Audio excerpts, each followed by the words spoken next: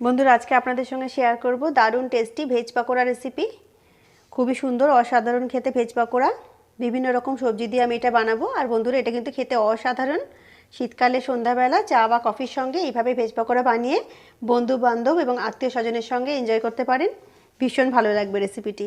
তো বন্ধুরা রেসিপিটি দারুণ হতে চলেছে, অবশ্যই আমার সঙ্গে থাকুন এবং রেসিপিটি দেখতে থাকুন।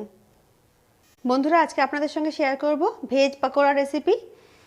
তো বন্ধুরা ভেজ পকোড়া বানানোর জন্য আমি এখানে অনেকগুলো ভেজিটেবলস নিয়ে নিয়েছি। আমি এখানে গাজর নিয়েছি, আলু নিয়েছি, মটরশুঁটি নিয়েছি, স্প্রিং অনিয়ন্স নিয়েছি, এখানে নিয়েছি ফুলকপি, বাঁধাকপি আর পেঁয়াজ নিয়েছি, আর নিয়েছি কিছু কারি পাতা। তো বন্ধুরা আর নিয়েছি কাঁচা লঙ্কা আর একটু লেবু। কাঁচা লঙ্কাটা আমি একদমই কম পরিমাণে ইউজ করবো বন্ধুরা, কারণ আমার বেবি আমাকে রিকোয়েস্ট করেছে আজকে যে কাঁচা লঙ্কাটা আমি যাতে না ইউজ করি, বিকজ ও খেতে পারে না কাঁচা লঙ্কা দিলে, সেই কারণে ঝালটা ইউজ করতে বারণ করেছে। তো আপনারা অবশ্যই আপনাদের স্বাদ মতো এতে কাঁচা লঙ্কা ইউজ করবেন। তো বন্ধুরা কাঁচা লঙ্কাটাকে কুচি করে নিয়েছি। তো সব কটা ভেজিটেবলসকে আমরা একটা বোলের মধ্যে নিয়ে নেব। কারি পাতাটা ওর সঙ্গে নিয়ে নিচ্ছি।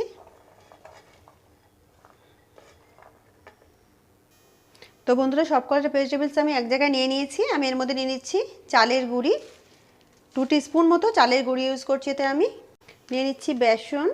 তো বন্ধুরা নিয়ে নিলাম কিছুটা বেসন। দিয়ে দিচ্ছি হাফ টিস্পুন মতো হলুদ গুঁড়ো। বন্ধুরা দিয়ে দিচ্ছি 2 টিস্পুন আদা রসুনের পেস্ট। বন্ধুরা এখানে দিয়ে দিচ্ছি আমি চাট মশলা নিয়েছি 1 টিস্পুন, আর এখানে নিয়েছি কিছু আজওয়াইন মানে জোয়ান, আর এখানে নিয়েছি আমি রক সল্ট। তো এগুলোকেও দিয়ে দেব। তো বন্ধুরা দিয়ে দিচ্ছি অল্প একটু হিং। বন্ধুরা এতে আমি কিছু গোটা মশলা অ্যাড করছি। এটা হচ্ছে গরম মশলা, ধনে আর জিরে। এটা আমি শুকনো খোলায় ভেজে আর কুটে নিয়েছিলাম, তো সেই মশলাটাকে অ্যাড করে দিচ্ছি। তো এটা 1 টেবিল স্পুন মতো অ্যাড করব। খুব দারুণ ফ্লেভার দেবে পাকোড়াটার মধ্যে, সেই কারণে। তো এই ভাজা মশলাটা অ্যাড করলাম 1 টেবিল স্পুন। দিয়ে দিচ্ছি 1 টুকরো পাতিলেবুর রস। বন্ধুরা এই সবগুলোকে খুব ভালো করে আমরা মিক্স করে নেব। তো বন্ধুরা অল্প পরিমাণে জল ইউজ করেছি, আর ভেজিটেবলস থেকেও একটা নিজস্ব জল বেরোয়, তাই অতিরিক্ত জল ইউজ করতে যাবেন না, অল্প পরিমাণে জল ইউজ করবেন। তো দেখুন বেশ মাখা মাখা করে আমি এটা সুন্দর করে মাখিয়ে নিয়েছি বেসন দিয়ে। তো বন্ধুরা চলুন পাকোড়াগুলো ভেজে নেওয়া যাক। বন্ধুরা গ্যাস অন করে তেল গরম করে নিয়েছি। আমরা পাকোড়াগুলোকে ভেজে নেব।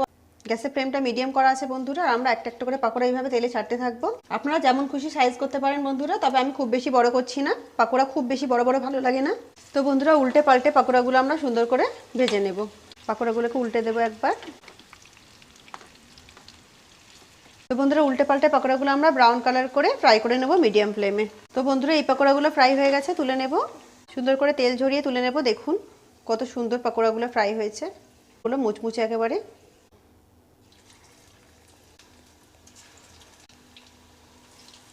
তো একই প্রসেসে বন্ধুরা বাকি পাকোড়াগুলোকেও আমরা ফ্রাই করে নেব।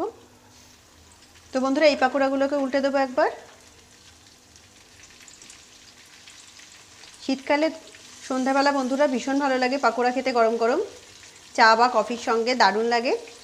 তো এই পাকোড়াগুলোকেও সুন্দর করে আমরা ব্রাউন করে ফ্রাই করে নেব। তো বন্ধুরা এই পাকোড়াগুলোও ফ্রাই হয়ে গেছে, তুলে নেব। দেখুন দারুণ ইয়াম্মি টেস্টি ভেজ পাকোড়া।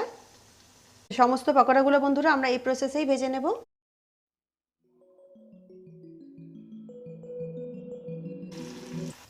তো বন্ধুরা এই পাকোড়াসগুলো আমার ফ্রাই হয়ে গেছে, তুলে নেব। So yummy yummy pakora ready হয়ে গেছে। তো বন্ধুরা দেখতেই পাচ্ছেন সমস্ত পাকোড়া কিন্তু আমার ফ্রাই হয়ে গেছে। এগুলোকে সার্ভ করে দিই। তো বন্ধুরা আপনারা আপনাদের পছন্দের যে কোনো চাটনির সঙ্গে এই পাকোড়া সার্ভ করতে পারেন।